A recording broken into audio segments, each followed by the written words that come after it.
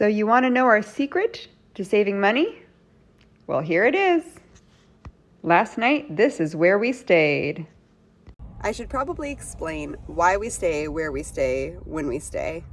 So on this kind of a trip, it would cost a lot of money to stay in a campground every night. We are here in the summer, which means that it will be hot. If it's cool enough at night, like under 68 degrees for us to boondock or stay in a parking lot or something like that, we might do that. There's been other nights that we've tried it and it's too hot, so we may have to run our generator. Last night it got down to about 63, which was really comfortable, but it didn't do that until later, maybe like 1 in the morning. Didn't get down to a cool degree until then. So we ran the generator for a few hours just to keep it cool in here, and we stayed in Walmart parking lot. Walmarts are great. Often, got a lot of traffic, but oftentimes you can stay in a Walmart and they'll be good with it as long as you're like in the back of the lot. There's other locations that you can find. There's some really neat places that we found. One of the apps, or a couple of the apps that we use, is RV Parky and iOverlander. Those are really helpful when you're looking for a place to stay, whether it be a campground or a place to boondock. Tonight, we will be going to Washington, D.C., and we decided, because of just safety reasons, it's probably a good idea to stay in a hotel for the week that we're there. So we are planning for the expense of that, and that's okay. We would rather be safe in that location than be kind of exposed, but that's kind of what we're doing. So there are times that we stay in other parking lots or just like kind of off the road areas. Last year we went to the Midwest and we found some amazing locations to stay. One night we camped on the wall of the Badlands in South Dakota.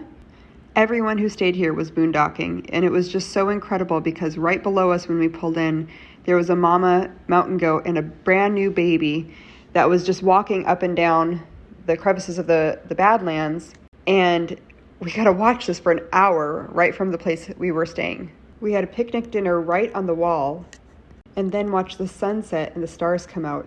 Another night we literally pulled off the side of a road and found a cave right next to us. So Gary and Levi proceeded to build a fire in it to see what it would look like. And when we made it to Casper, Wyoming, we actually stayed right next to the Oregon Trail, right next to it. It was incredible looking at the scenery that so many people had traveled hoping to go west. And here we were reading a book and learning all about the Oregon Trail, sleeping right next to it, just imagining what that life would have been like. This trip looks different than last year. Last year we saved a ton of money. We honestly only stayed in campgrounds like the first little bit, maybe like the first week and a half, and then we boondocked a large majority of the rest of our 6-week trip, other than staying with family. So there's ways that we make it work financially. Sometimes you have to kind of have like a margin of budget, like from this point to this point we can spend. But what we try to do is boondock as much as we can, because that means that we have more money to do other things with, or it just helps us, save on the bottom line. So if it's a safe location, if it's something that people have rated like, hey, they've stayed here and there was no problem, maybe it's a little noisy, but it's been no problem, then we may try it. If there's warnings or concerns, we won't do it. So we don't just randomly stay in any Walmart. We'll definitely check it out first. And Gary asked the manager here last night as well, which is a courtesy to do. So that's just a way to kind of think creatively. If you'd have something like a camper van or even a camper unit, like a pull-behind trailer, you can do something like that if you're interested. It does save a lot of money, but it's just kind of thinking outside the box. But even if you do not have a travel trailer or a camper of any sort, we have known many families who have used tents to go on a great adventure.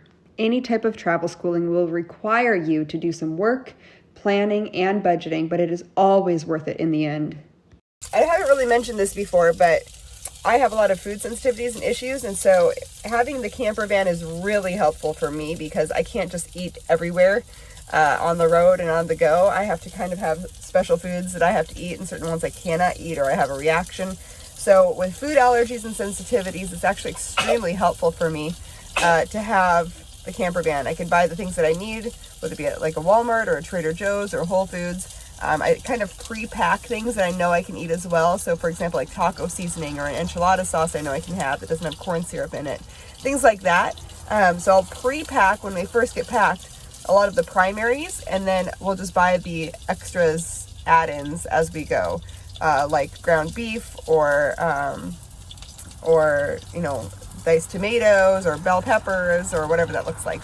Because our family has special food needs, our budget will look different probably than yours. But making our own meals does also save a lot of money, and it keeps it healthy and nutritious. We love having you join us on our adventures, and we hope that this helps you think outside the box for your own.